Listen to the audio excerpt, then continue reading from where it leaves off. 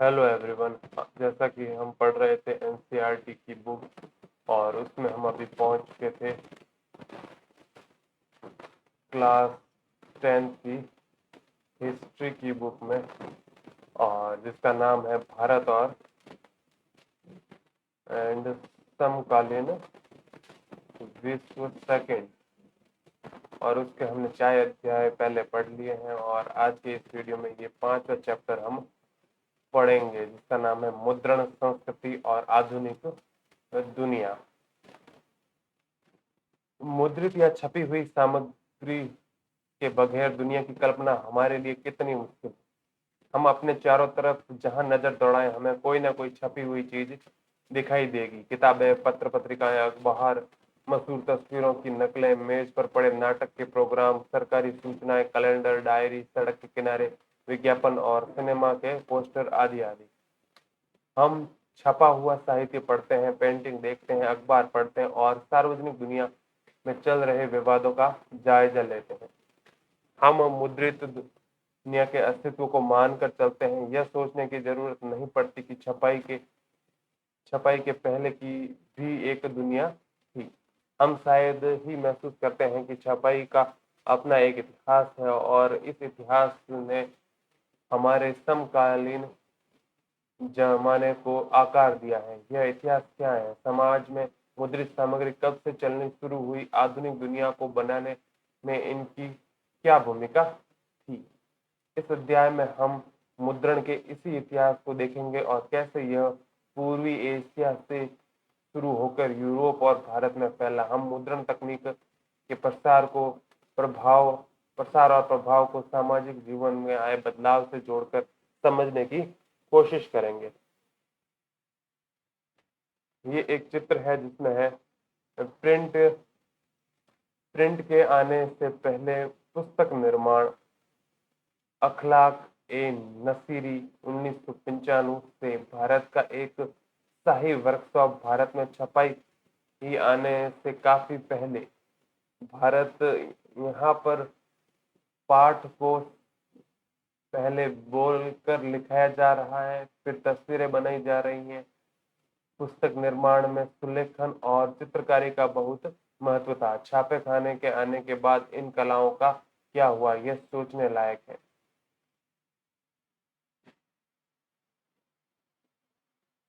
शुरुआती छपी किताबें पहला पॉइंट है इस चैप्टर का, जिसमें है मुद्रण की सबसे पहली तकनीक चीन, जापान और कोरिया में विकसित हुई। ये छपाई हाथ से होती थी। तकरीबन 594 ईस्वी से चीन में स्याही लगे काठ के ब्लॉक या तख्ती पर कागज को रगड़कर किताबें छापी जाने लगी थी। क्योंकि पतले छिद्रित कागज के दोनों तरफ छपाई संभव नहीं थी, इसलिए पारंपरिक चीनी किताब एक्कार्डियन शैली में किनारों को मोड़ने के बाद सील कर बनाई जाती थी। किताबों का सुलेखन या खुशनविशी करने वाले लोग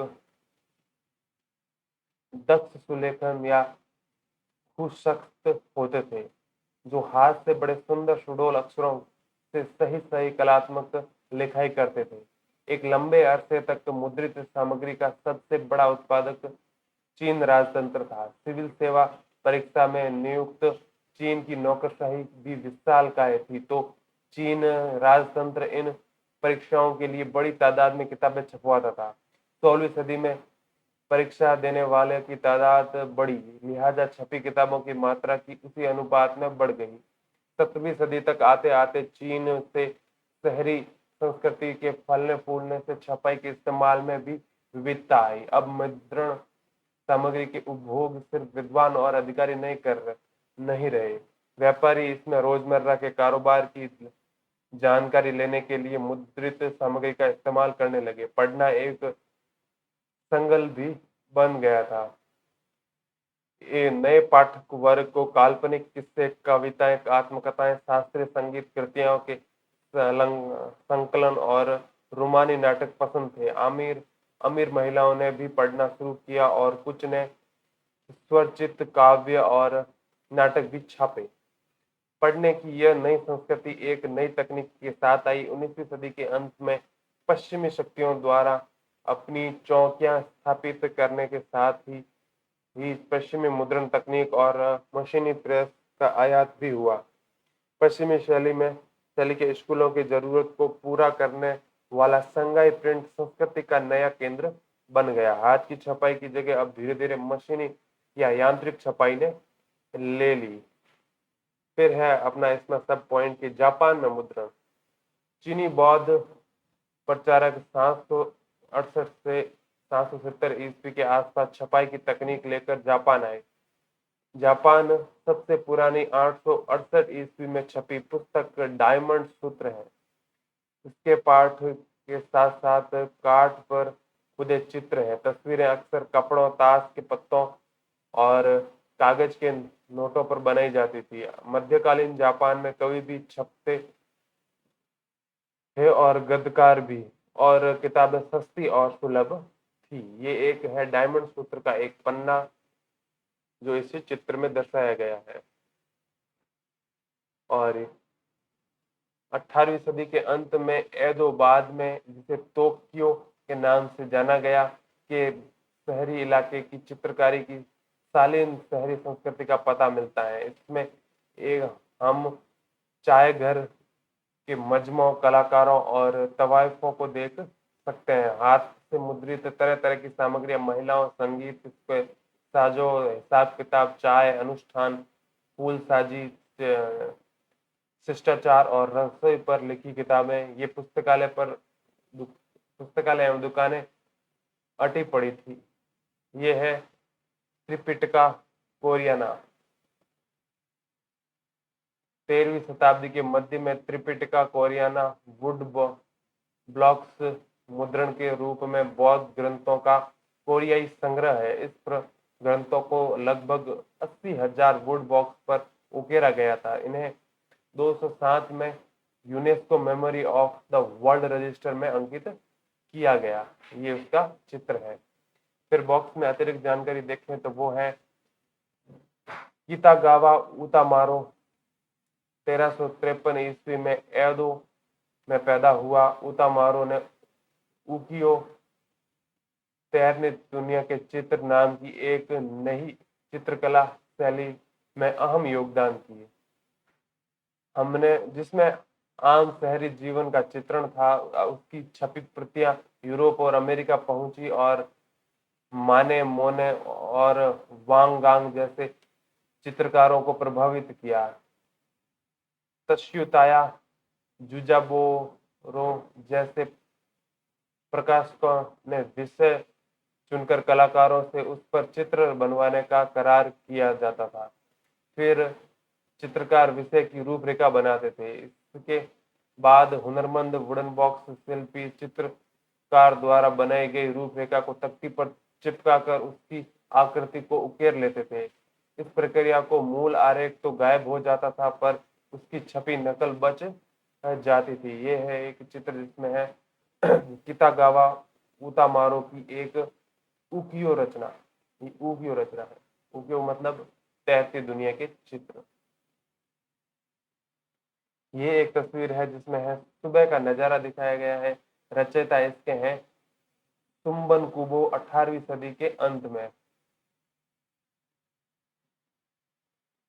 फिर अपना अगला पॉइंट आता है यूरोप में मुद्रण का आना। सदियों तक चीन में रेशम और मसाले रेशम मार्ग से यूरोप आते रहे थे। 11वीं सदी में चीनी कागज भी उसी रास्ते वहां पहुंचा। कागज के ने किताबों या मुंशियों द्वारा सावधानी पूर्वक लिखी हुई पांडुलिपियों के उत्पादन को मुमकिन बनाया। फिर 1295 ईस्वी में मार्को पोलो नामक महान खोजी यात्री चीन में काफी साल तक खोज करने के बाद इटली वापस लौटा। जैसा कि आपने ऊपर पढ़ा कि चीन के पास वुड बॉक्स, काठ की तख्ती वाली छपाई की तकनीक सबसे पहले से मौजूद थी। मार्को पोलो यह ज्ञान अपने साथ लेकर लौटा। फिर क्या था, इतालवी भी तख्ती की छपाई की किताबें निकालने लगे और जल्द ही यह तकनीक बाकी यूरोप में फैल गई। मुद्रित किताबों को सस्ती अश्लील मानने वाले कुलीन वर्गों और भिक्षु संघों के लिए छपी किताबों के विलासी संस्करण अभी भी बेशकीमती वेलम या चर्च पत्र पर ही छपते थे। व्यापारी और विश्वविद्यालय के विद्यार्थी सस्ती मुद्रित किताबें खरीदते थे। किताबों की मांग बढ़ने के साथ साथ यूरोप भर में पुस्तक विक्रेता विभिन्न देशों से निर्यात करने लगे। अलग अलग जगहों पर पुस्तक मेले लगने लगे। बहुत बढ़ती मांग की आपूर्ति के लिए हस्तलिखित पांडुलिपियों के उत्पादन में भी नई तरीके सोचे गए। अब सिर्फ अमीर लोगों के यहाँ सुलेखन या कातिब नहीं पाए जाते थे, बल्कि पुस्तक विक्रेता भी अब उन्हें रोजगार देने लगे। आम तौर पर एक विक्रेता ने के यहाँ 50 कातिब काम करते थे। लेकिन किताबों की अबाध बढ़ती मांग हस्तलिखित पांडुलिपियों से पूरी नहीं होने वाली थी। नकल उतारना बेहद खर्चीला, समय साध्य और श्रम साध्य काम था। पांडुलिपियां अक्सर नाजुक होती थी, उनके लाने ले जाने रख रखाव में तमाम मुश्किलें थे, इसलिए उसका सर्कुलेशन चलनग्रस्त सीमित रहा। तो किताबों की बढ़ती मांग को चलते वुड बॉक्स प्रिंटिंग, तख्ती की छपाई उत्तरोत्तर लोकप्रिय होता गया। 15वीं सदी की शुरुआत तक यूरोप में बड़े पैमाने पर तख्ती की छपाई का इस्तेमाल करके कपड़े, ताश के पत्ते और छोटी छोटी टिप्पणियों के साथ धार्मिक चित्र छापे जा रहे थे। ये एक चित्र है जिसमें वो चित्र है किसका, जिक्की का चित्र, कोरिया। कोरिया की जिक्की मूवेबल मेटल टाइप के साथ मुद्रित दुनिया की सबसे पुरानी मौजूदा पुस्तकों में से। इसमें जैन बौद्ध धर्म की मुख्य विशेषता है। पुस्तक में भारत, चीन और कोरिया के लगभग 150 बौद्ध भिक्षुओं का उल्लेख किया गया है। इसे 14वीं शताब्दी के अंत में मुद्रित किया गया था। पुस्तक का पहला खंड उपलब्ध नहीं है, दूसरा खंड फ्रांस की नेशनल लाइब्रेरी में उपलब्ध है। यह कार्य मुद्रण संस्कृति में एक महत्वपूर्ण तकनीकी परिवर्तन साबित हुआ। यही कारण है कि इसे 2001 में UNESCO memory of the world register में अंकित किया गया। जाहिर है कि किताबें छापने के लिए इससे भी तेज और सस्ती मुद्रण तकनीक की जरूरत थी, जैसा छपाई की एक नई तकनीक के आविष्कार से ही संभव होता, जो 1430 के दशक में स्टेंसबर्ग के योहान गुटेनबर्ग में अंततः कर दिखाया। गुटेनबर्ग और प्रिंटिंग प्रेस। गुटेनबर्ग के पिता व्यापारी थे और वह खेती की एक बड़ी रियासत में पल बढ़कर बड़ा हुआ। वह बचपन से ही तेल और जैतून पेरने की मशीनें देखता आया था। बाद में उसने पत्थर पर पॉलिश करने की कला सीखी, फिर सुनहरी, और अंत में उसने शीशे को इच्छित आकृतियों में ढालने गढ़ने में महारत हासिल कर ली। अपने ज्ञान और अनुभव का इस्तेमाल कर उसने अपने नए आविष्कार में किया। जैतून प्रेस की प्रिंटिंग प्रेस का मॉडल या आदर्श बना और सांचे का उपयोग अक्षरों की धातुई आकृतियों को गढ़ने के लिए किया गया। गुटेनबर्ग ने 1448 तक अपना यह यंत्र मुकम्मल कर दिया था। उसने जो पहली किताब छापी वह थी बाइबल। तकरीबन 180 प्रतियां बनाने में उससे 3 साल लगे, जो उस समय के हिसाब से काफी तेज था। पर यह नई तकनीक हाथ से किताबें छापने की तकनीक की जगह पूरी तरह से नहीं ले पाई। ये चित्र है योहान गुटेनबर्ग का 1584 का चित्र। शुरू में छपी किताबें भी अपने रंग, रूप और साज सज्जा से हस्तलिखित पांडुलिपियों जैसी दिखती थी। धातु की अक्सर हाथ की सजावटी शैली का अनुकरण करते थे। हाशिए पर फूल पत्तियों की डिजाइन बनाई जाती थी और चित्र अक्सर पेंट किए जाते थे। अमीरों के लिए बनाई किताबों में छपे पन्ने पर हाशिए की जगह बैल बूटों के लिखा के लिए खाली छोड़ दी जाती थी। हर खरीदार अपनी रुचि के हिसाब से डिजाइन और पेंटर खुद तय करके उसे संवारा करता था।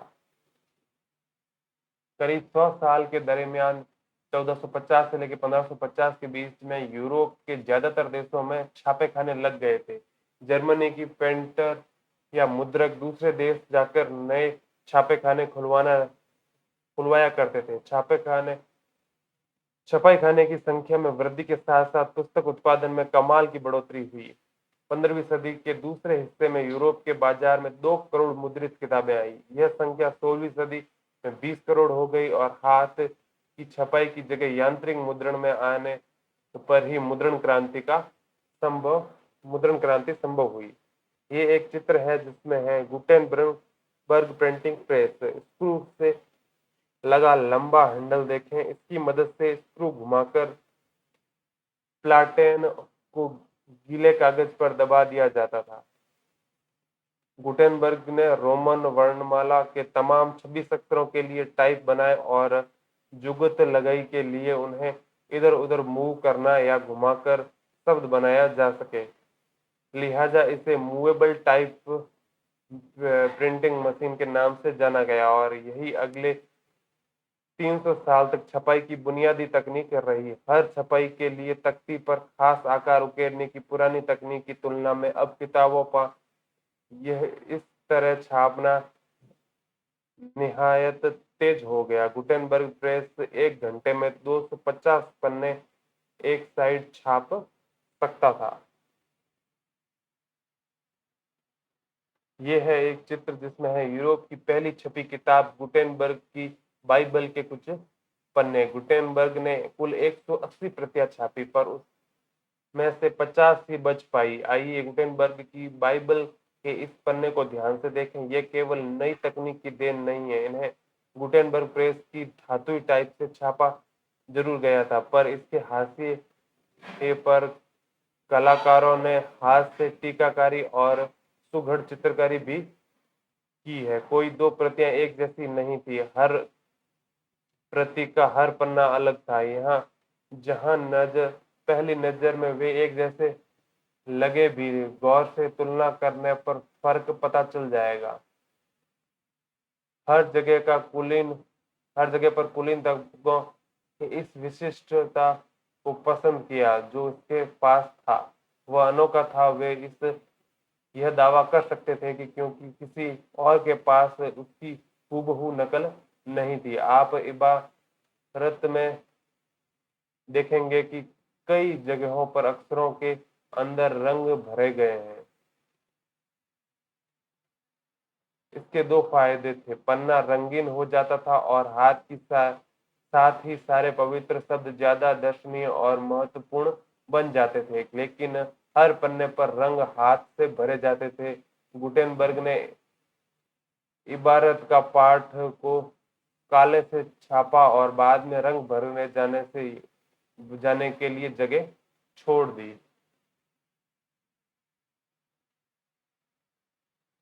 ये है एक और चित्र जिसमें है एक मुद्रण की वर्कशॉप दिखाई गई है जो है 16वीं सदी की।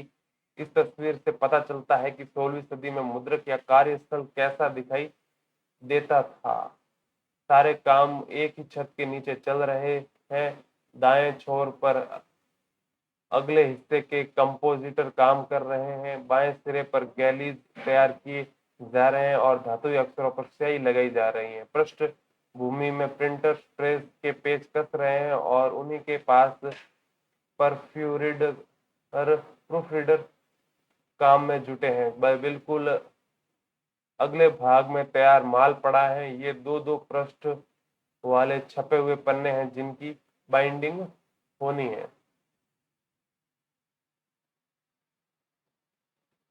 फिर अगला पॉइंट आता है कि मुद्रण क्रांति और उसका असर। मुद्रण क्रांति क्या थी? छापे खाने का आविष्कार महज तकनीकी दृष्टि से नाटकीय बदलाव की शुरुआत नहीं था। पुस्तक उत्पादन के नए तरीके ने लोगों की जिंदगी बदल दी। उसकी बदौलत सूचना और ज्ञान से संस्था और सत्ता से इसका रिश्ता ही बदल गया। इससे लोक चेतना बदली और बदला चीजों को देखने का नजरिया। सबसे पहले है इसमें नया पाठक वर्ग।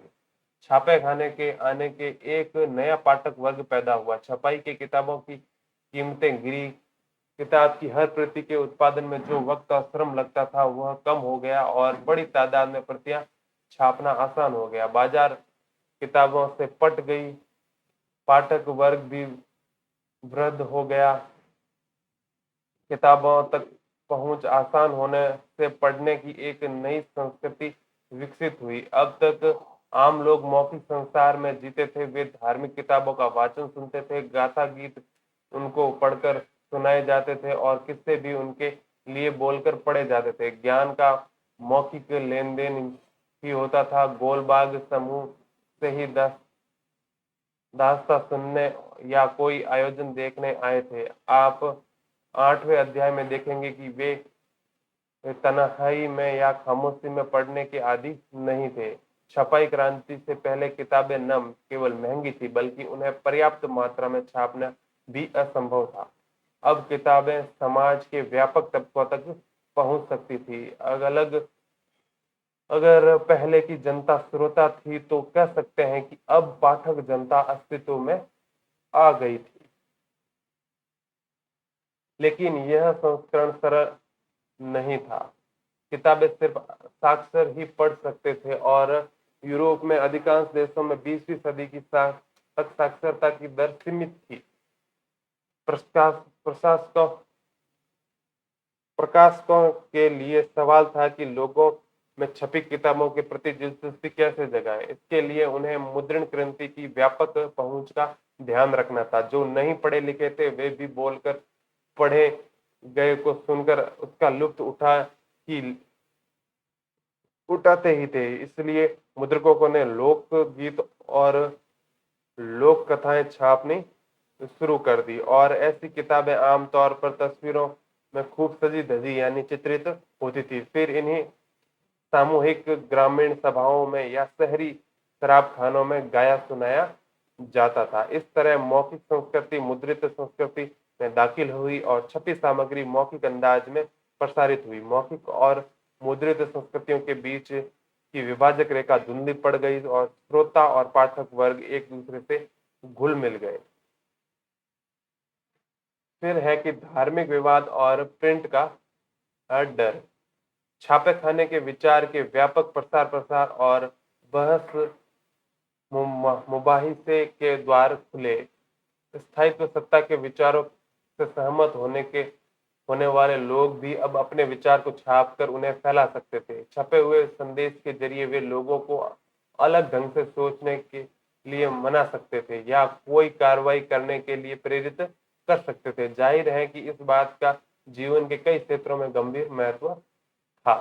हर कोई मुद्रित किताबों को लेकर खुश नहीं था। जिन्होंने इसका स्वागत भी किया उनके मन में इसको लेकर कई डर थे। कई लोगों को छपी किताबों के व्यापक प्रसार से छपे शब्द की सुगमता को लेकर यह आशंका थी कि न जाने इसका आम लोगों के जहन पर क्या असर हो। भय था कि अगर छपे हुए और पढ़े जा रहे यह कोई नियंत्रण न होगा तो लोगों में बागी और अधार्मिक विचार पनपने लगेंगे। अगर ऐसा हुआ तो मूल्यवान साहित्य की सत्ता भी नष्ट हो जाएगी। धर्मगुरुओं और सम्राटों तथा कई लेखकों एवं कलाकारों द्वारा व्यक्त की गई यह चिंता नव मुद्रित और नव प्रसारित साहित्य की व्यापक आलोचना पर आधारित थी। ये एक चित्र है जिसमें है जेविस्ले लाम्पीमेना छापाखाना का 1739 का चित्र। ये आधुनिक यूरोप के प्रारंभ में प्रिंट के आगमन का उत्सव मनाते हुए छपे कई चित्रों में से एक है। देखें कि छापाखाना लेकर एक देवी स्वर्ग से उतर रही है। इस देवी के आजू बाजू मिनर्वा यानी कि विद्या की देवी और मरकरी दूत देव विवेक का प्रतीक है। तस्वीर के आगे के हिस्से में अलग अलग देशों के 6 अग्रणी मुद्रकों की छवियां लिए औरतें हैं। बीच में बाईं ओर से घेरे के अंदर गुटनबर्ग की तस्वीर है।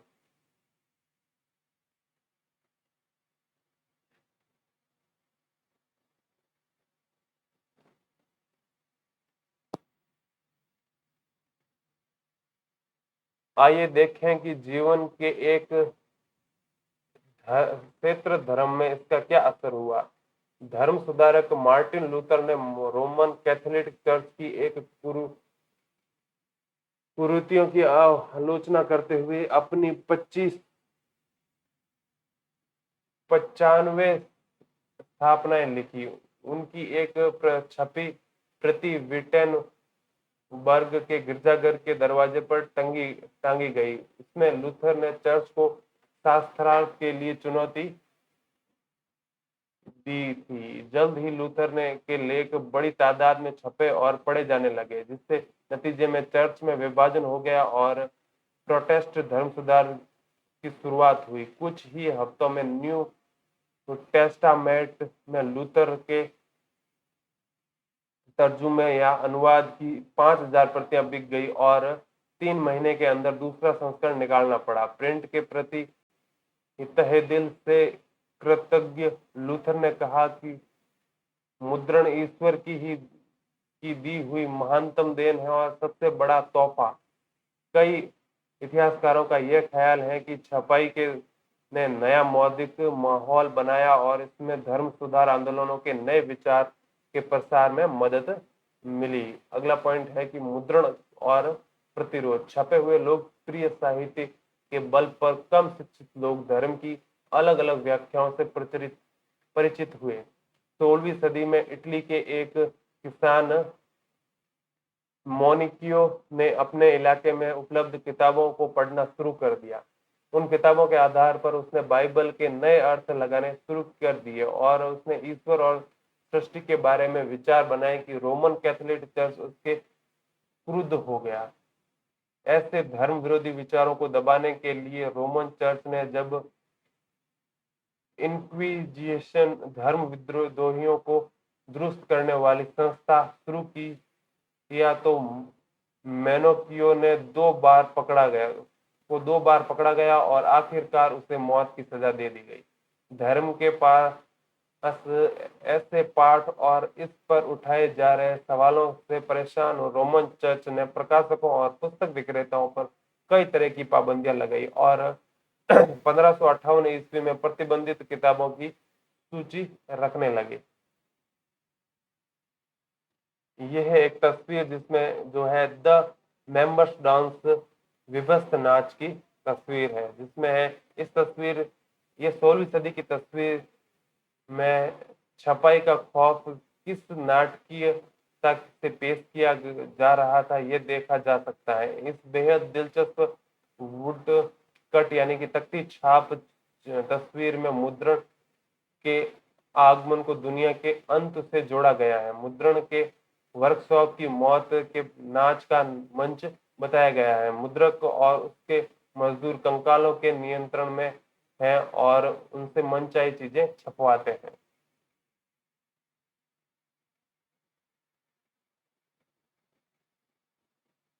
एक स्रोत की जानकारी पढ़े तो वो है किताब का डर।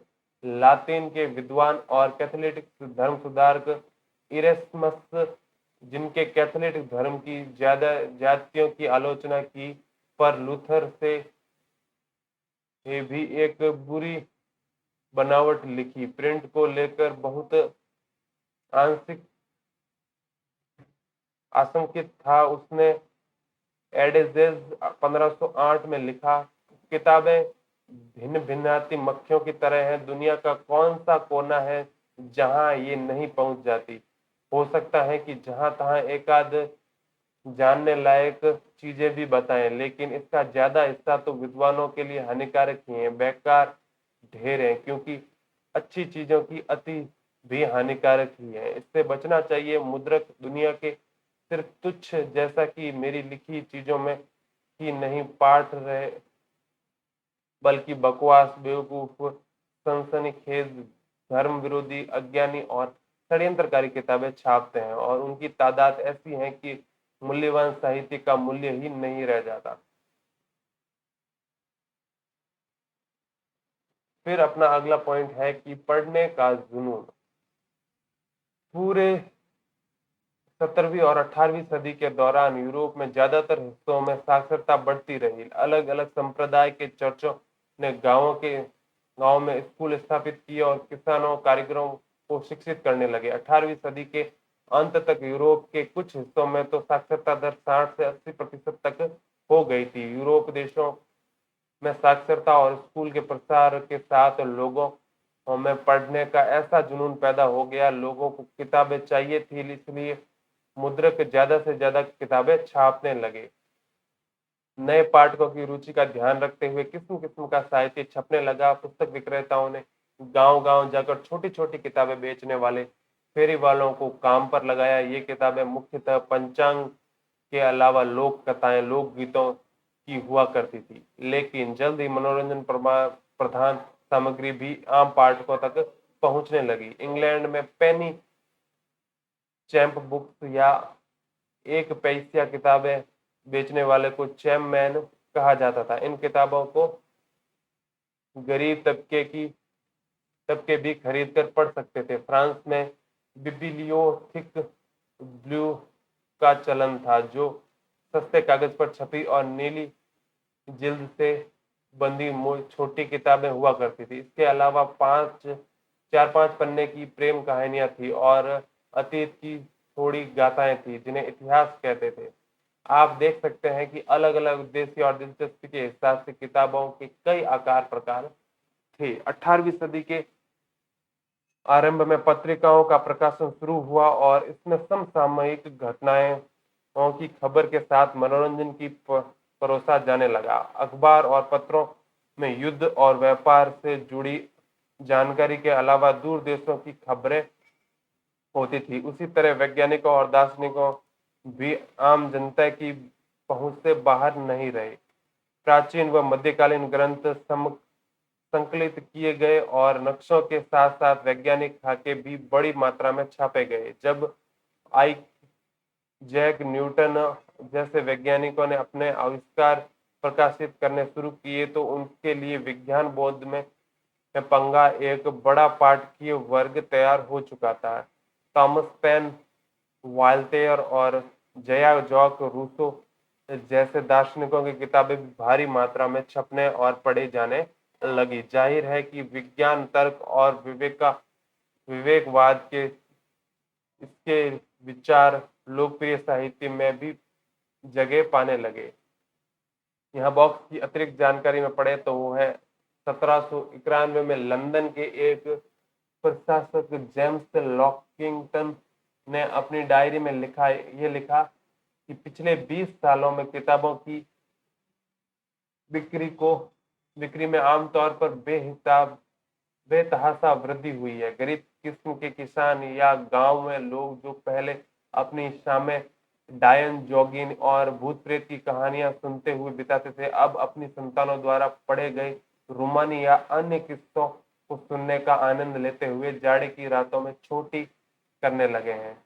अगर जॉन शहर जा रहा है तो उसे सख्त हिदायत दी जाएगी कि वह पेरेंगिन पिकल्स एडवेंचर लेकर आए, और अगर डाली अंडे बेचने जा रही है तो उसे कहा जाता कि वह the history of Joseph Andrews लेकर ही वापस लौटे। उसके बाद सब पॉइंट में है दुनिया के जालिमों जब हिलोगे तुम। 18वीं सदी के मध्य तक यह आम विश्वास बन चुका था कि किताबों के जरिए प्रगति और ज्ञानोदय होता है। कई सारे लोगों का मानना था कि किताबें दुनिया बदल सकती हैं कि वे निरंकुशवाद और आतंकी राजसत्ता से समाज को मुक्ति दिलाकर ऐसा दौर लाएंगी, एक विवेक और बुद्धि का राज होगा। 18वीं सदी फ्रांस के एक उपन्यासकार लुई फेब्रेसिस मर्सिल ने घोषणा की कि छापाखाना प्रगति का सबसे ताकतवर औजार है और इससे बन रही जनमत की आंधी ने निरंकुशवाद उड़ जाएगा। मर्सिए के उपन्यासों में नायक अक्सर किताबें पढ़ने से बदल जाते थे। वे किताबें घोरते हैं, किताबों की दुनिया में जीते हैं और इसी क्रम में ज्ञान प्राप्त कर लेते हैं। ज्ञानोदय को लाने और निरंकुशवाद के आधार को नष्ट करने में छापाखाने की भूमिका के बारे में आश्वस्त मर्सिए के ने कहा, हे निरंकुशवादी शासकों, अब तुम्हारे कांपते हुए वक्त आ गया है। आभासी लेखक की कलम के जोर से आगे तुम हिल तुम हिल उठोगे। इसी के साथ एक स्रोत दिया हुआ है, वो पढ़े तो वो इसमें है, मर्सिए के ने अपनी एक किताब में छपे शब्द के ताकत को यूं बयान किया, अगर किसी ने मुझे पढ़ने देखा होगा तो उसने मुझे उस प्यासे की तरह पाया होगा जो शुद्ध ताजा पानी मिलने पर गटगट पीने लगता है। बड़े एहतियात से लालटेन जलाने के बाद मैं खुद को किताबों में डूबा देता था और वाक और अर्थ के प्रवाह में मैं पन्ना दर पन्ना बहता चला जाता था। अन्यान्यास और अनजान खामोशी के साये में घड़ियाल हर घंटे बजता जाता था, पर मुझे सुनाई नहीं पड़ता था। तेल खत्म होने से मेरी लालटेन की लो पीली पड़ने लगती थी, पर मैं था कि पड़ता जाता। मैं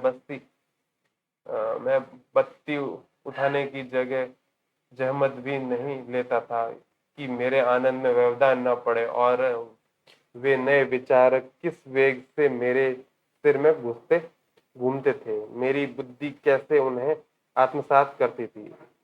ये है इस स्रोत से मिली हुई जानकारी। अगला पॉइंट है मुद्रण संस्कृति और फ्रांसीसी क्रांति। कई इतिहासकारों का मानना है कि मुद्रण संस्कृति ने फ्रांसीसी क्रांति के लिए अनुकूल परिस्थितियां रची। दोनों क्या हम दोनों में ऐसा संबंध बना सकते हैं? मूलतः तीन तरह के तर्क देखने लायक हैं। पहला तर्क है कि छपाई के चलते ज्ञानोदय के चिंतकों के विचार का प्रसार हुआ। उसके लेखक के कुल मिलाकर परंपरा, अंधविश्वास और निरंकुशवाद की आलोचना पेश की। उन्होंने रीति रिवाजों की जगह विवेक के शासन पर बल दिया और मांग की कि हर चीज को तर्क और विवेक की कसौटी पर ही कसा जाए। उन्होंने चर्च की धार्मिक और राज्य की निरंकुश सत्ता का प्रहार करके परंपरा पर आधारित सामाजिक व्यवस्था को दुर्बल कर दिया। वाल्टेयर और रूसो के लेखन का व्यापक पाठक वर्ग था और उसके पाठक एक नए आलोचनात्मक, सवालिया और तार्किक नजरिए से दुनिया को देखने लगे थे। फिर दूसरा तर्क है, छपाई ने वाद विवाद संवाद की नई संस्कृति को जन्म दिया। सारे पुराने मूल्य, संस्थाओं और कायदों पर आम जनता के बीच बहस मुहासिबे और उसके पूर्व मूल्यांकन का सिलसिला शुरू हुआ। तर्क की ताकत से परिचित यह नई पब्लिक धर्म और आस्था को प्रसन्नांकित करने का मोल समझ चुकी थी। इस तरह बनी सार्वजनिक दुनिया के से सामाजिक क्रांति के नए विचारों का सूत्रपात हुआ। तीसरा तर्क है कि 1780 के दशक तक राजशाही और उसकी नैतिकता का मजाक उड़ाने वाले साहित्यिक का ढेर लग चुका था। इस प्रक्रिया के में सामाजिक व्यवस्था को लेकर तमाम सवाल खड़े किए गए। कार्टूनों और कैरिकेचरों, व्यंग्य चित्रों में यह भाव उभरता था कि जनता तो मुश्किलों में फंसी है, जबकि राजशाही भोग विलास में डूबी हुई है। भूमिगत घूमने वाले इस इतिहास से लोगों को राजतंत्र के खिलाफ भड़काया। हम इन तर्कों को कैसे समझें? इनमें से कोई शक नहीं कि छपाई के विचारों को फैलने में मदद की, लेकिन याद रहे कि लोग बाग हर तरह की सामग्री पढ़ते थे। एक तरफ अगर रूसो और वाल्टेयर पढ़ रहे थे तो दूसरी तरफ चर्च और राज्य का प्रोपोगेंडा का प्रचार भी। वे हर पढ़ी या देखी चीज से तो सीधे प्रभावित नहीं हो सकते थे। वे कुछ विचारों से को स्वीकारते थे तो कुछ को नकारते भी थे, फिर चीजों की अपने ढंग से व्याख्या भी करते थे। इस तरह मुद्रण ने उनके मानस को सीधे तौर पर भले ही नहीं रचा हो, पर उसने अलग ढंग से सोचने की संभावनाएं जरूर खोली। ये एक चित्र है जो है फ्रांसीसी क्रांति से पहले कुलीन वर्ग और आम जनता, 18वीं सदी के अंत का एक कार्टून। इस व्यंग्य चित्र में दिखाया गया है कि जनसाधारण, किसान, कारीगर और मजदूर किस तरह मुश्किल हालातों में जबकि जिंदगी के मजे लेने वाला कुलीन वर्ग उसका दोहन करता है। इस तरह के कार्टूनों के चलन से क्रांति के पहले लोगों के दिल दिमाग पर खासा असर हुआ। फिर है अगला पॉइंट है कि 19वीं सदी के बारे में हम इस पॉइंट में पढ़ते हैं। जो है 19वीं सदी में यूरोप में जन साक्षरता की दिशा में लंबी लंबी छलांगे लगाई, जिसके बूते महिलाओं को और बच्चों के रूप में बड़ी मात्रा में नया पाठक वर्ग पैदा हुआ है। बच्चे, महिलाएं और मजदूर। 19वीं सदी के आखिर से प्राथमिक शिक्षा के अनिवार्य होने के चलते बच्चे पाठकों की एक अहम श्रेणी बन गए।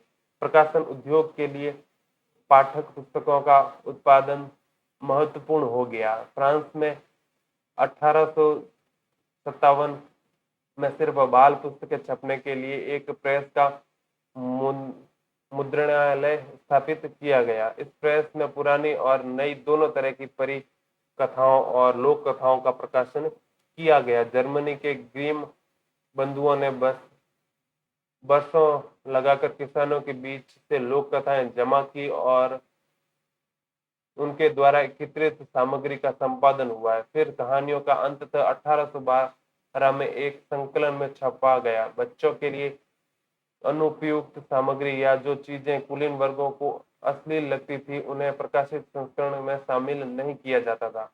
इस तरह पुरानी ग्रामीण लोक कथाओं को नया रूप मिला। छपने से वे दर्ज तो हुई, पर इस प्रक्रिया में बदल भी गई। महिला पाठिकाएं और लेखिका की भूमिका में ज्यादा अहम हो गई। पेनी मैगजीन या एक पैसिया पत्रिकाएं, जैसा चित्र 12 में दिखाया गया है। चित्र 12 में है पेनी या एक पैसिया मैगजीन का आमुख। पेनी मैगजीन का प्रकाशन इंग्लैंड में 1832 से 1850 के बीच Society for the Diffusion of Useful Knowledge ने किया। यह मूलतः मजदूर वर्ग के लिए थी। उसका ये चित्र यहाँ दिया गया है।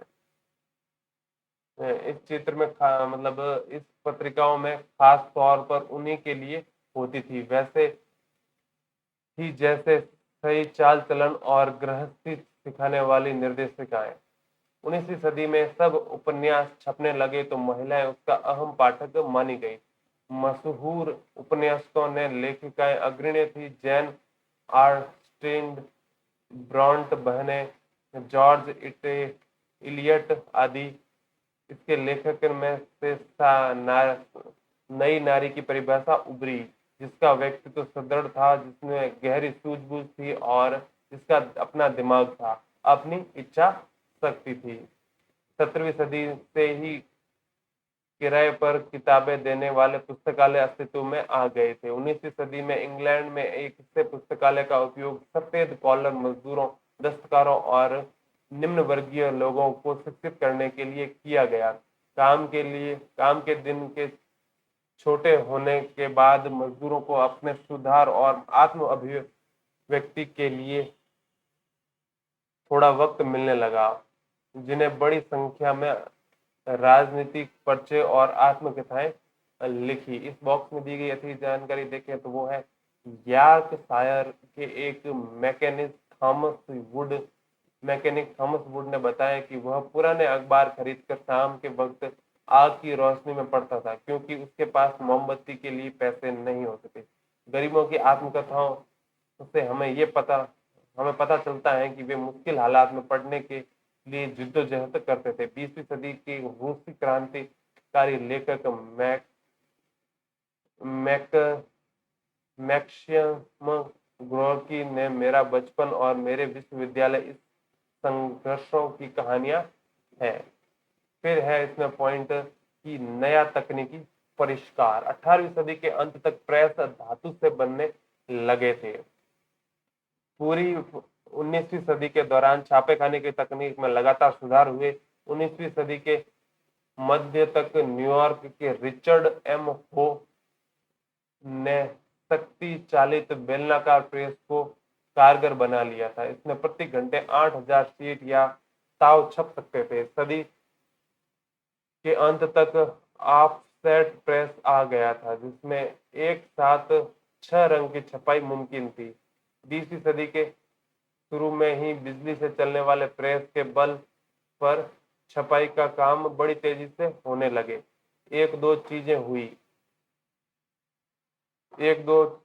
और चीजें हुई। कागज डालने की विधि में सुधार हुआ, प्लेट की गुणवत्ता बेहतर हुई, स्वचालित पेपर रोलिंग और रंगों के लिए फोटो विद्युतीय नियंत्रण भी काम में लेने लगे। इस तरह कई छोटी छोटी मशीनें इकाइयों को कुल सुधार की बदौलत छपे हुए पन्ने का रंग रूप ही बदल गया। मुद्रकों और प्रकाशकों ने अपने उत्पादन बेचते हुए नए गुर अपनाए। 19वीं सदी की पत्रिकाओं ने उपन्यासों को धारावाहिक छापा जिसमें उपन्यास लिखने के लिए एक खास शैली विकसित हुई। इंग्लैंड में 1920 के दशक में लोकप्रिय किताबें एक सस्ती श्रृंखला सिलिंग श्रृंखला के तहत छापी गई। किताबों को जल्द का आवरण या डस्ट कवर भी 20वीं सदी की तकनीकी नवीयत है। 1930 की आर्थिक मंदी के होने से प्रकाशकों को किताबों की बिक्री गिरने का भय हुआ, लिहाजा पाठकों की जेब का ख्याल कर रखते हुए उन्होंने सस्ते पेपर बैंक का अलजिल संस्करण छापे। यह है एक चित्र जो है इंग्लैंड के एक रेलवे स्टेशन पर लगे विज्ञापन का। अल्फ्रेड कानकानैन द्वारा बनाया गया लिथोग्राफ 1874 का। फिर है इसमें चैप्टर में अगला पॉइंट, भारत का मुद्रण संस्कार। अब भारत के रेस्पेक्ट में देखते हैं तो आइए देखें कि भारत में छपाई कब शुरू हुई और मुद्रण युग में के पहले यहाँ सूचना और विचार कैसे लिखे जाते थे। इसमें पहला पॉइंट है कि मुद्रण युग के पहले की पांडुलिपियां। भारत में संस्कृत, अरबी, फारसी और विभिन्न क्षेत्रीय भाषाओं में हस्तलिखित पांडुलिपियों की पुरानी और समृद्ध परंपरा थी। पांडुलिपियां ताड़ के पत्रों या हाथ से बने कागज पर नकल कर बनाई जाती थी। कभी कभी तो पन्नों पर बेहतरीन तस्वीरें भी बनाई जाती थी। फिर इन्हें उम्र बढ़ाने के ख्याल से तख्तियों की जिल्द पर सिलकर बांध दिया जाता था। 19वीं सदी के अंत तक छपाई के आने के बाद भी पांडुलिपियां छापी जाती रही, लेकिन पांडुलिपियां नाजुक होती थी, काफी महंगी भी, और एक तो उन्हें बड़ी सावधानी से पकड़ना होता था, दूसरे लिपियों के अलग अलग तरीके से लिखे जाने के चलते उन्हें पढ़ना भी आसान नहीं था। इसलिए उनका व्यापक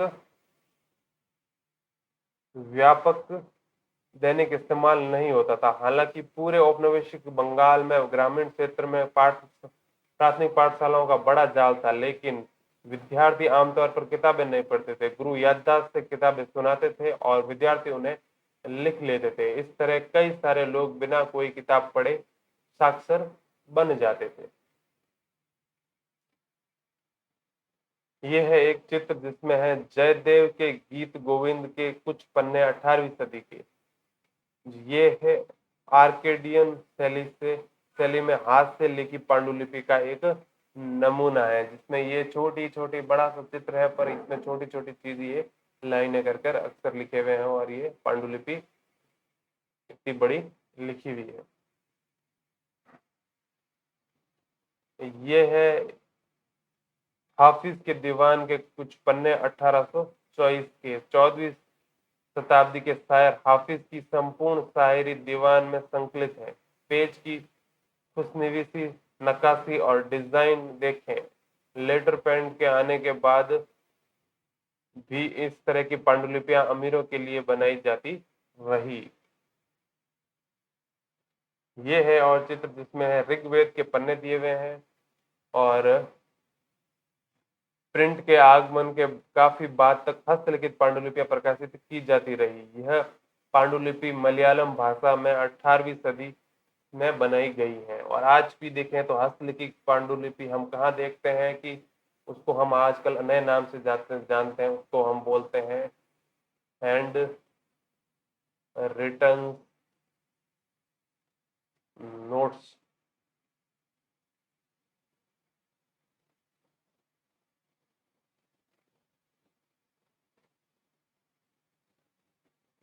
फिर है छपाई भारत आई। प्रिंटिंग प्रेस पहले पहल 16वीं सदी से में भारत के गोवा में पुर्तगाल धर्म प्रचारकों के साथ आया। जेसुइट पुजारियों ने कोंकणी सीखी और कई सारी पुस्तकें छापी। 1674 ईस्वी तक कोंकणी और कन्नड़ भाषाओं में लगभग 50 किताबें छप चुकी थी। कैथोलिक पुजारियों ने 1579 में कोचीन में पहली तमिल किताब छापी और 1713 में पहली मलयालम किताब छापने वाले भी वही थे। डच प्रोटेस्ट धर्म प्रचारकों ने 32 तमिल किताबें छापी, जिनमें से कई पुरानी किताबों का अनुवाद थी। अंग्रेजी भाषा प्रेस भारत में काफी देर तक विकास नहीं कर पाया था। यद्यपि इंग्लैंड ईस्ट इंडिया कंपनी में ने 17वीं सदी के अंत तक कारखानों का आयात शुरू कर दिया था। फिर है जेम्स आर अंगस्टन हिक्की ने 1780 में बंगाल गजट नामक एक साप्ताहिक पत्रिका का संपादन शुरू किया। उसने खुद को यूं परिभाषित किया, हर किसी के लिए खुली एक व्यावसायिक पत्रिका जो किसी के प्रभाव में नहीं है। यानी यह पत्रिका भारत में प्रेस चलाने वाले औपनिवेशिक शासन में आजाद निजी अंग्रेजी उद्यम थी और इसे अपनी स्वतंत्रता पर अभिमान था। हिक्की ढेर सारे विज्ञापन छापता था, जिसमें दासों की बिक्री से जुड़े इश्तेहार भी शामिल थे, लेकिन साथ ही वह भारत में कार्यरत वरिष्ठ अंग्रेज अधिकारियों से जुड़ी गपबाजी भी छापता था। इससे नाराज होकर गवर्नर जनरल वॉरेन हेस्टिंग ने हिक्की पर मुकदमा कर दिया और ऐसी सरकारी आज से प्राप्त खबरों के प्रकाशन को प्रोत्साहित करना शुरू किया जो औपनिवेशिक राज की छवि पर होते हमलों से उसकी रक्षा कर सके। 18वीं सदी के अंत तक कई सारी पत्र पत्रिकाएं छपने लगी। कुछ हिंदुस्तानी भी अपने अखबार छापने लगे थे। ऐसे प्रयासों से पहला था राजा राम मोहन राय ने करीबी रहे गंगाधर भट्टाचार्य द्वारा प्रकाशित बंगाल गजट। एक स्रोत की जानकारी यहाँ पढ़े तो उसमें है, विलियम वॉल्टर नामक व्यक्ति को 1768 ईस्वी में भी इस तरह की सूचना कलकत्ता के एक सार्वजनिक इमारत में टांगने की जरूरत महसूस हुई। जनसाधारण के लिए मिस्टर वॉल्टर्स पब्लिक को यह बताने के लिए इस तरीके का सहारा ले रहे थे कि चूंकि शहर में छापेखाने की घोर कमी से नुकसान होता है, इसलिए उस व्यक्ति का हर संभव उत्साहवर्धन करेंगे जो छपाई में माहिर हो। पर जल्द ही बोल्ट्स महोदय इंग्लैंड चले गए और वह वादा हवा में लटका रह गया।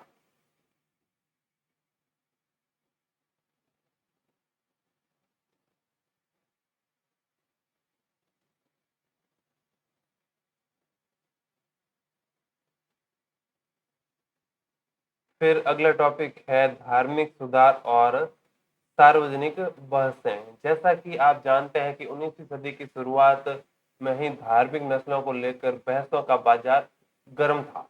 अलग अलग समूह औपनिवेशिक समाज में हो रहे बदलावों से जूझते हुए धर्म की अपनी अपनी व्याख्या पेश कर रहे थे। कुछ तो मौजूदा रीति रिवाज की आलोचना करते हुए उनमें सुधार चाहते थे, जबकि कुछ अन्य समाज सुधारकों के तुक्कों के खिलाफ खड़े थे। यह सारे वाद विवाद प्रिंट में सरेआम पब्लिक में हुए। छपी हुई पुस्तिकाओं और अखबारों ने न केवल नए विचारों का प्रसार किया, बल्कि उन्होंने बहस की शक्ल भी तय की। इन बहसों का व्यापक जन समुदाय भी हिस्सा ले सकता था, अपने मत जाहिर कर सकता था। इस तरह के मंद महातर से नए विचार उभरे।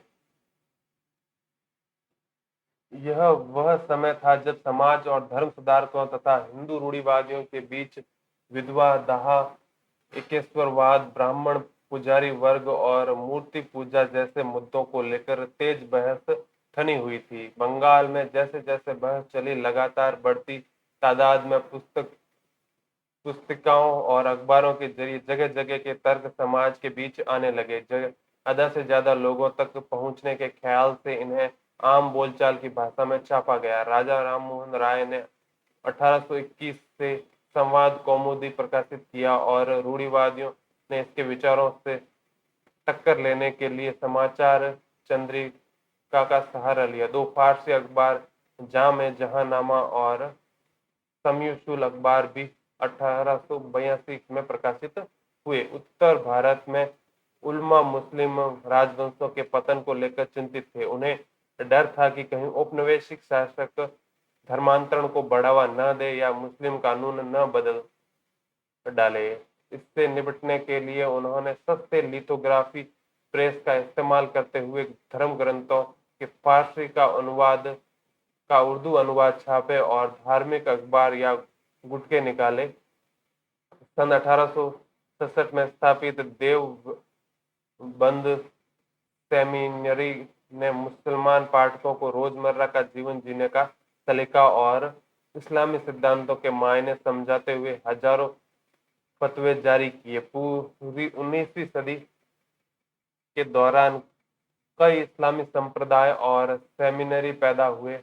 धर्म को लेकर सबकी अपनी अपनी व्याख्याएं थी। हर कोई अपना संप्रदाय बढ़ाना चाहता था और दूसरों को असर को काटना चाहता था। हिंदुओं के बीच भी छपाई में खास तौर पर स्थानीय भाषाओं और धार्मिक पढ़ाई को काफी बल मिला।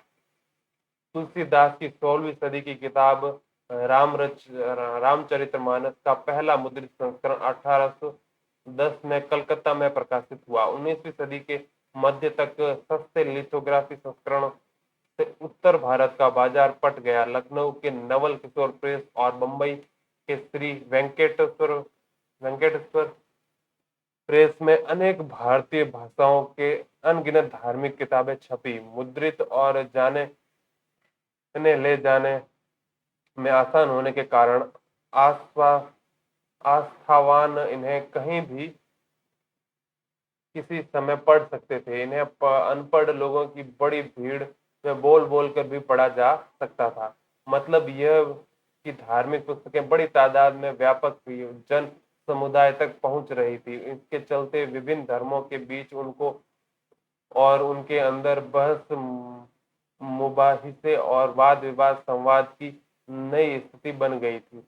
लेकिन प्रिंट के ने समुदाय के बीच सिर्फ अंतर ही नहीं पैदा किया, बल्कि इसमें समुदायों के अंदर से और विभिन्न हिस्सों को पूरे भारत में जोड़ने का काम भी किया। फिर है स्रोत में अखबार क्यों। पूना के कृष्णा जी त्रिम्बकर रानाडे मराठी का एक अखबार निकालना चाहते थे जिनमें स्थानीय दिलचस्पी के तमाम उपयोगी खबरें को जगह मिल सके। इनमें सार्वजनिक उपयोगिता, वैज्ञानिक अन्वेषण के अलावा पाक विद्या, सांख्यिकी जिज्ञासाओं, देश के विभिन्न हिस्सों के बारे में आमतौर पर और दक्कन पर खास तौर पर जानकारी होगी। ऐसे तमाम लोगों से मदद और संरक्षण का निवेदन है जो ज्ञान के प्रसार और जन कल्याण के इच्छुक हैं। यह है बॉम्बे टेलीग्राम एंड कोरियर 6 जनवरी 1849 की जानकारी। ऐसे मतलब आगे है, देसी अखबारों और राजनीतिक सभाओं की वही भूमिका होती है जो इंग्लैंड में हाउस ऑफ कॉमन्स में विपक्ष की होती है, यानी कि वह सरकारी नीतियों की आलोचनात्मक समीक्षा कर लोगों के हित साधने में अक्षम्य हिस्सों को निकालने में और सुधार करें तथा उसको तेजी से लागू करने का काम करें। इन सभाओं को चाहिए कि वे देश में साथ जुड़े खास मुद्दों पर नाना तरह की सूचनाएं जमा करें और क्या संभव और वांछित सुधार है वह बताएं। इन कार्यों का काफी असर होगा। यह है नेटिव ओपिनियन का 3 अप्रैल 1870 के से प्राप्त जानकारी। फिर इसके आगे है पॉइंट प्रकाशन के रूप में। छापेखानी के नए तरह के लेखन के लिए भूख जागी। जैसे जैसे नए लोग पढ़ने लगे, छपे हुए पन्नों में अपनी जिंदगी, अपने तजुर्बे और अपने भोगे हुए रिश्तों के को देखने की चाहत बलवती होती गई। यूरोप में विकसित उपन्यास नामक यह साहित्यिक विधा इन जरूरतों को पूरा करने में सक्षम थी। जल्दी ही इसने अपनी एक खास भारतीय शकल और शैली इख्तियार कर ली। अपने पाठकों को अपने अनुभव का नया संसार और मानव जीवन की विविधता का बोध प्रदान किया। दूसरी तरह की साहित्यिक विधाएं जैसे गीत, कहानियां और सामाजिक राजनीतिक मसलों पर लेख ये पाठकों की दुनिया का हिस्सा बन गए। इस अपने अलग अलग तेवरों में उन्होंने इंसानी जिंदगी और अंतरंग भावनाओं और उन सामाजिक राजनीतिक नियमों पर बल दिया जिनमें उनका स्वरूप तय होता था। 19वीं सदी के अंत तक एक नई तरह की दृश्य संस्कृति भी आकार ले रही थी। छापे खाने की बढ़ती तादाद के साथ छवियों की नई नकलें या प्रतियां अब बड़ी आसानी से बनाई जा सकती थी। राजा रवि वर्मा जैसे चित्रों ने आम खपत के लिए तस्वीरें बनाई। काठ की तख्ती पर चित्र उकेरने वाले गरीब दस्तकारों ने लेटर प्रेस छापे खाने के करीब अपनी दुकानें लगाई और मुद्रकों से काम पाने लगे। बाजार में सुलभ सस्ती तस्वीरें और कैलेंडर खरीदकर गरीब भी अपने घरों व दफ्तरों को सजाया करते थे। इन छपी तस्वीरों ने आहिस्ता आहिस्ता आधुनिकता और परंपरा, धर्म और राजनीतिक तथा समाज और संस्कृति के लोकप्रिय विचार लोक को गढ़ना शुरू किया। 1870 के दशक तक पत्र पत्रिकाओं में सामाजिक राजनीतिक विषयों तक टिप्पणी करने हुए कैरिकेचर और कार्टून छापने लगे थे। कुछ में शिक्षित भारतीय के पश्चिमी पोशाक और पश्चिमी अभिरुचियों का मजाक उड़ाया गया था, जबकि कुछ में अन्य में सामाजिक परिवर्तनों को लेकर एक डर देखा गया था। साम्राज्यवादी व्यंग्य चित्रों में राष्ट्रवादियों का मजाक उड़ाया जाता था, तो राष्ट्रवादी भी समाजवादी सत्ता का पर निशाना साधने से पीछे नहीं रहे। ये एक चित्र है जो है राजा ऋतुध्वज द्वारा असुरों के चंगुल में राजकुमारी ही मदलसा को बचाया जाना राजा रवि वर्मा का चित्र है। राजा रवि वर्मा के मिथकीय कहानियों को लेकर अनगिनत चित्र बनाए जो उनके अपने रवि वर्मा प्रेस में छपती थी।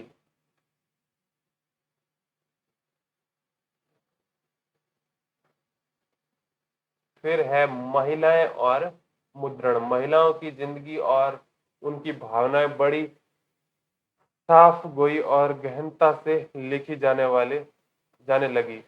इसलिए मध्यम वर्गीय घरों में महिलाओं का पढ़ना भी पहले से बहुत ज्यादा हो गया।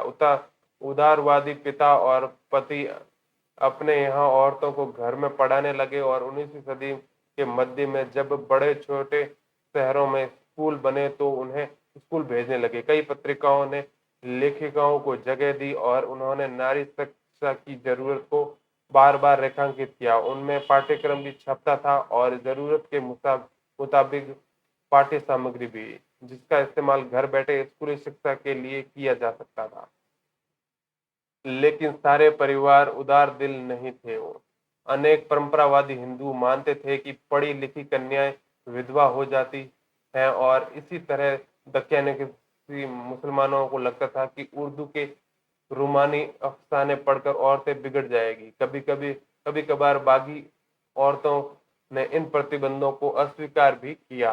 हमें उत्तर भारत के दक्षिणाफ्रीकी मुसलमान परिवार की एक ऐसी लड़की की कहानी पता है जिसमें गुपचुप ढंग से न सिर्फ पढ़ना सीखा बल्कि लिखा भी। उसने खानदान वाले चाहते थे कि वह सिर्फ अरबी कुरान पढ़े जो कि उसे पल्ले नहीं पड़ता था, लिहाजा उसने वह जबान पढ़ने की जिद की जो उसकी अपनी थी। पूर्वी बंगाल में 19वीं सदी के प्रारंभ में कट्टर रूढ़िवादी परिवार में ब्याही कन्या रस सुंदरी देवी ने रसोई में छिप छिप कर पढ़ना सीखा। बाद में चलकर उन्होंने आमर जीवन नामक आत्मकथा लिखी, जो 1876 में प्रकाशित हुई। यह बंगाली भाषा में प्रकाशित पहली संपूर्ण आत्मकहानी थी। ये एक चित्र है यहाँ जो है कुछ इस प्रकार, और उसके बारे में जानकारी है कि यह है इंडियन सारीवारी का आवरण पृष्ठ है। इंडियन सारीवारी 19वीं सदी के अंत में प्रकाशित होने वाले व्यंग्य और विकृत कैरिकेचर विधा के कई पत्रों में से एक था। गौर करें कि साम्राज्यवादी अंग्रेज की छवि ठीक बीचों बीच है। सत्ता और प्रभुता की प्रतिमूर्ति बना वह देसी लोगों को और वे क्या करें क्या नहीं इसकी हिदायत दे रहा है, और इसके दोनों ओर बैठे देसी गुलामों की नत मुद्रा में है। भारतीयों को व्यंग्य चित्रों के अंग्रेजी पत्र द पंच दिखाना जा रहा है। ऐसा लगता है जैसे ब्रिटिश मालिक कह रहा हो यही सही मॉडल है, जाओ जाकर इसके भारतीय संस्करण निकालो। तो ये है वो चित्र। चूंकि सामाजिक सुधारों और उपन्यासों के ने पहले की नारी जीवन को और भावनाओं में दिलचस्पी पैदा कर दी थी, इसलिए महिलाओं द्वारा लिखी जा रही आप बीती के प्रति कुतूहल तो था ही। कैलाश बासिनी देवी जैसी महिलाओं ने 1860 के दशक में महिलाओं के अनुभवों पर लिखना शुरू किया। कैसे वे घर में बंदी और अनपढ़ बनाकर रखी जाती हैं, कैसे वे घर भर के काम का बोझ उठाती हैं, और उन जिनकी सेवा वे करती हैं उन्हें उन्हें कैसे दुत्कारते हैं। आज जो महाराष्ट्र है वहां 1880 के दशक में ताराबाई शिंदे और पंडिता रमाबाई ने उच्च जाति की नारियों की दयनीय हालत के बारे में जोश और रोष से लिखा। सामाजिक बंधनों में बंधी औरतों के लिए पढ़ने के क्या मायने थे। इस तरह एक तमिल उपन्यास में एक औरत ने लिखा, बहु तेरे कारणों से मेरी दुनिया छोटी है, मेरे जीवन की आधी से ज्यादा खुशियां किताबें पढ़ने से आई है। उर्दू, तमिल, बंगाली और मराठी प्रिंट उससे पहले पढ़ते हैं। ये स्रोत जिसमें है जानी मानी शिक्षाविद और लेखिका बेगम रोकेया शेखावत हुसैन ने 1926 में बंग महिला शिक्षा सम्मेलन को संबोधित करते हुए धर्म के नाम पर महिलाओं को पढ़ने से रोकने के लिए पुरुषों की निंदा की। नारी शिक्षा के विरोधी भी कहते हैं कि इससे महिलाएं उद्दंड हो जाएगी। छी, ये खुद को मुसलमान बताते हैं और इस्लाम द्वारा औरतों को बराबरी की तामील का हक देने के बुनियादी उसूल के खिलाफ जाते हैं। अगर पुरुष पढ़ लिख कर नहीं भटकते तो महिलाएं क्यों बिगड़ जाएगी भला। फिर है उर्दू, तमिल, बंगाली और मराठी प्रिंट संस्कृति पहले ही विकसित हो गई थी, पर गंभीर हिंदी छपाई की शुरुआत 1870 के दशक में हुई। जल्द ही इसका एक बड़ा हिस्सा नारी शिक्षण की समर्पित हुआ। 20वीं सदी के आरंभ में महिलाओं के लिए मुद्रित और कभी कभी उनके द्वारा संपादित पत्रिकाएं लोकप्रिय हो गई। इसमें औरतों की तालीम, विधवा जीवन, विधवा विवाह और राष्ट्रीय आंदोलन जैसे मसलों पर लेखन चलाई गई। कुछ पत्रिकाओं ने महिलाओं को गृहस्थी चलाने और फैशन के नुस्खे बताने के साथ साथ कहानियां और धारावाहिक उपन्यासों के जरिए मनोरंजन परोसा। पंजाब में भी 20वीं सदी के आरंभ में लोकप्रिय लोक साहित्य बड़े पैमाने पर छापा गया। राम चड्ढा ने औरतों के आज्ञाकारी बीवियां बनने की सीख देने के उद्देश्य से अपनी बेस्ट सेलिंग कृति स्त्री धर्म विचार लिखी। खालसा टेक्स्ट सोसाइटी, खालसा पुस्तिका सभा ने इसी तरह के संदेश देते हुए सस्ती पुस्तिकाएं छापी। अच्छी औरत बनने के उपदेश को कई बार संवाद के रूप में पेश किया गया। बंगाल के केंद्रीय कलकत्ता का एक पूरा इलाका बटाला लोकप्रिय किताबों के प्रकाशन को समर्पित हो गया। यहाँ पर आप धार्मिक गुटकों और ग्रंथों के सस्ते संस्करण को खरीद ही सकते थे और आमतौर पर अश्लील और सनसनीखेज समझा जाता था, वह भी उपलब्ध था। 19वीं सदी के अंत तक ऐसी बहुत सारी किताबें का पर काठ की तख्ती और लिथोग्राफी रंगों की मदद से प्रचुर मात्रा में तस्वीरें उकेरी जा रही थी। फेरी वाले बटाला के प्रकाशन लेकर घर घर घूमते थे, जिससे महिलाओं को फुर्सत के वक्त मनपसंद किताबें पढ़ने में सहूलियत हो गई। ये है एक चित्र जो है घोर कली प्रलय काल, 19वीं सदी के अंत का रंगीन काष्ठ चित्र। पारिवारिक संबंधों के नष्ट भ्रष्ट होने की कल्पना पत्नी जैसा कि मुहावरे में कहा जाता है कि पति के सिर पर सवार है और वह खुद अपनी मां को जंजीर पहनाकर जानवरों की तरह रखता है।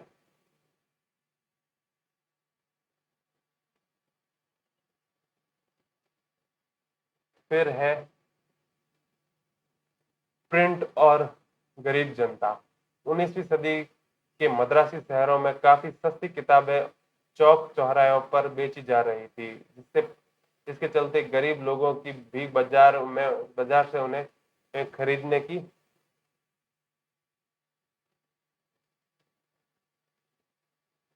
स्थिति में आ गए थे। 20वीं सदी के आरंभ में सार्वजनिक पुस्तकालय खुलने लगे, जिससे किताबों पर पहुंच निसंदेह बढ़ी। ये पुस्तकालय अक्सर शहरों या कस्बों में होते थे या यदा कदा संपन्न गांवों में भी। स्थानीय अमीरों के लिए पुस्तकालय खोलना प्रतिष्ठा की बात थी। ये एक चित्र था जो है एक भारतीय दंपति सफेद स्याह काष्ठ चित्र। इसमें कलाकार का यह डर उजागर होता है कि पश्चिमी हमले से पारिवारिक व्यवस्था उलट पुलट गई है। मर्द वीणा बजा रहा है और औरत हुक्का खींच रही है। 19वीं सदी में महिलाओं की शिक्षा की पहल के बाद पारंपरिक पारिवारिक भूमिकाओं के छिन्न भिन्न हो जाने की आशंका तेज हो गई। ये एक चित्र है जिसमें एक यूरोपीय दंपति 19वीं सदी का काष्ठ चित्र। इस तस्वीर में पारंपरिक भूमिका का निरूपण है। साहब शराब की बोतल थामे है और मैम साहब वायलिन बजा रही है। फिर आगे है 19वीं सदी के अंत से जाति भेद के बारे में तरह तरह की पुस्तिकाओं और निबंध में लिखा जाने लगा। निम्न जातियां आंदोलनों के मराठी प्रणेता ज्योतिबा फुले ने अपनी गुलामगिरी 1971 में जाति प्रथा के अत्याचारों पर लिखी। 20वीं सदी के महाराष्ट्र में भीमराव अंबेडकर और मद्रास में ईवी रामास्वामी नैयर ने जो पेरियार के नाम से बेहतर जाने जाते हैं जाति पर जोरदार कलम चलाई और उसके लेखन पूरे भारत में पढ़े गए। स्थानीय विरोध आंदोलनों और संप्रदायों ने भी प्राचीन धर्म ग्रंथों की आलोचना करते हुए नए और न्यायपूर्ण समाज का सपना बुनने की मुहिम के लोकप्रिय पत्र पत्रिकाएं और गुटके छापे। कारखानों में मजदूरों के बहुत ज्यादा काम लिया जा रहा था और उन्हें अपने तजुर्बों के बारे में ढंग से लिखने की शिक्षा तक नहीं मिली थी। लेकिन कानपुर में मिल मजदूर काशी बाबा ने 1938 में छोटे और बड़े सवाल लिख और छाप कर जातीय तथा वर्णीय शोषण के बीच का रिश्ता समझने की कोशिश की। 1935 से 1955 के बीच सुदर्शन चक्र के नाम से लिखने वाले एक और मिल मजदूर का लेखन सच्ची कहानी नामक एक संग्रह में छापा गया। बंगलोर के सूती मिल मजदूरों ने खुद को शिक्षित करने के ख्याल से पुस्तकालय बनाए, जिनकी प्रेरणा उन्हें बंबई के मिल मजदूरों से मिली थी। समाज सुधारकों ने उन प्रयासों को संरक्षित किया। उनकी मूल कोशिश यह थी कि मजदूरों के बीच नशाखोरी कम हो, साक्षरता आए और उन तक राष्ट्रवाद का संदेश भी यथावत पहुंचे। ये है चित्र जो है लक्ष्मीनाथ बेजरुबा 1868 से लेकर 1938 तक। वे आधुनिक असमिया साहित्य के एक वरिष्ठ रचनाकार थे। बूढ़ी आयर साधु दादी की कहानियां उनकी उल्लेखनीय किताबें में से एक है। उन्होंने असम का लोकप्रिय गीत ओ मोर अनुपम देश, ओ मेरी प्यारी भूमि भी लिखा। इसके बाद अगला पॉइंट आता है प्रिंट और प्रतिबंध। ईस्ट इंडिया कंपनी के तहत 1798 में 98 से पहले का औपनिवेशिक शासन सेंसरशिप या पाबंदी लगाने के बारे में ज्यादा परेशान नहीं था। मजेदार बात तो यह थी कि मुद्रित सामग्री को नियंत्रण करने के उनके शुरुआती कदम कंपनी के कुप्रशासन की आलोचना करने वाले और कंपनी के हुक्मरानों के काम को कोसने वाले अंग्रेजों के खिलाफ उठे। कंपनी को इस बात की चिंता थी कि इस आलोचनाओं का लाभ उठाकर इंग्लैंड में बैठे उनके निंदक कहीं भारत पर उनके व्यापारिक एकाधिकार पर हमला न बोल दे। कलकत्ता सर्वोच्च न्यायालय ने 1820 के दशक तक प्रेस की आजादी को नियंत्रित करने के कुछ कानून पास किए और कंपनी ने ब्रितानी शासन का उत्सव मनाने वाले अखबारों का प्रकाशन को प्रोत्साहन देना चालू कर दिया। अंग्रेजी और देसी भाषाओं के अखबार संपादकों द्वारा गुहार और अर्जी लगाने के बाद 1835 में गवर्नर जनरल बेंटिक प्रेस कानून की पुनर्समीक्षा करने के लिए राजी हो गया। फिर उदारवादी औपनिवेशिक अफसर टॉमस मैकाले ने पहले की आजादियों को बहाल करते हुए नए कानून बनाए। 1857 के विद्रोह के बाद प्रेस की स्वतंत्रता में के प्रति रवैया बदल गया और क्रुद्ध अंग्रेजों ने देश के प्रेस की मुंह बंद करने की मांग की। ज्यो-ज्यो भाषाई समाचार पत्र राष्ट्रवाद के समर्थन में मुखर होते गए, ज्यो-त्यों औपनिवेशिक सरकार में कड़े नियंत्रण के प्रस्ताव पर बहस तेज होने लगी। आईएसएस प्रेस कानून के तहत तर्ज पर 1878 में वर्नाकुलर प्रेस एक्ट लागू कर दिया गया। इससे सरकार को भाषाई प्रेस में छपी रपट और सांप्रदायिक को सेंसर करने का व्यापक हक मिल गया। अब से सरकार ने विभिन्न प्रदेशों से छपने वाले भाषाई अखबारों पर नियंत्रित नजर रखनी शुरू कर दी। अगर किसी रपट को बागी करार दिया जाता तो अखबार को पहले चेतावनी दी जाती थी और अगर चेतावनी की अनसुनी हुई तो अखबार को जब्त कर लिया जाता था और छपाई की मशीनें छीन ली जाती थी। लेकिन दमन की नीति के बावजूद राष्ट्रवादी अखबार देश के हर कोने में फैलते बढ़ते गए। उन्होंने औपनिवेशिक कुशासन की रिपोर्टिंग और राष्ट्रवादी ताकतों के हौसले अफजाई जारी रखी। राष्ट्रवादी आलोचकों को खामोश करने के तमाम कोशिशों का उग्र विरोध हुआ। जब पंजाब में क्रांतिकारियों को 1907 में काले पानी भेजा गया तो बाल गंगाधर तिलक ने अपने केसरी में उसके प्रति गहरी हमदर्दी जताई। नतीजे के तौर पर उन्हें 1908 में कैद कर लिया गया और जिसके परिणाम स्वरूप भारत भर में व्यापक विरोध हुए। अतिरिक्त जानकारी इनबॉक्स में देखें तो वो है कभी कभी वफादार अखबारों के संपादक खोजना सरकार के लिए मुश्किल हो जाता था। जब 1877 में स्थापित अखबार स्टेट्समैन के संपादक पद के लिए सैंडर्स को बुलाया गया तो उससे पूछा गया कि आजादी खोने के बदले उसे कितने पैसे मिलेंगे। द बैंक ऑफ इंडिया ने सरकारी मदद लेने के लिए मदद लेने से इसलिए इनकार कर दिया में से उसे सरकारी आदेश मानने के लिए मजबूर होना पड़ेगा। फिर अगली जानकारी में है कि मुद्रित शब्द की ताकत का अंदाजा अक्सर सरकार द्वारा उसको नियंत्रित करने की कोशिश में से मिलता है। औपनिवेशिक प्रशासक हमेशा तमाम किताबों और पत्र पत्रिकाओं पर नजर रखता था। पहले विश्व युद्ध के दौरान भारतीय रक्षा नियम के तहत 22 अखबारों को जमानत देनी पड़ी। इनमें से 18 ने सरकारी आदेश मानने की जगह खुद को बंद कर देना उचित समझा। रॉल्ट के अधीन कार्यरत षड्यंत्र समिति ने 1919 के विभिन्न अखबारों के खिलाफ जुर्माना आदि कार्यवाहियों को सख्त बना दिया। द्वितीय विश्व युद्ध की शुरुआत पर भारतीय रक्षा अधिनियम पारित किया गया और ताकि युद्ध संबंधी विषयों को सेंसर किया जा सके। भारत छोड़ो आंदोलन से जुड़ी तमाम रिपोर्टें इसी के तहत सेंसर होती थी। अगस्त 1942 में तकरीबन 90 अखबारों का दमन किया गया।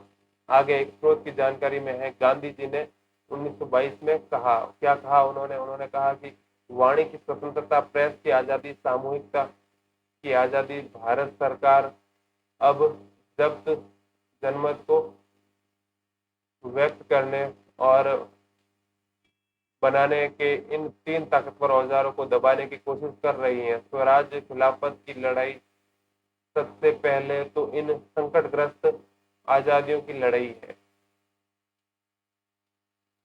इसी के साथ ये चैप्टर और ये बुक भी यहीं समाप्त होती हैं।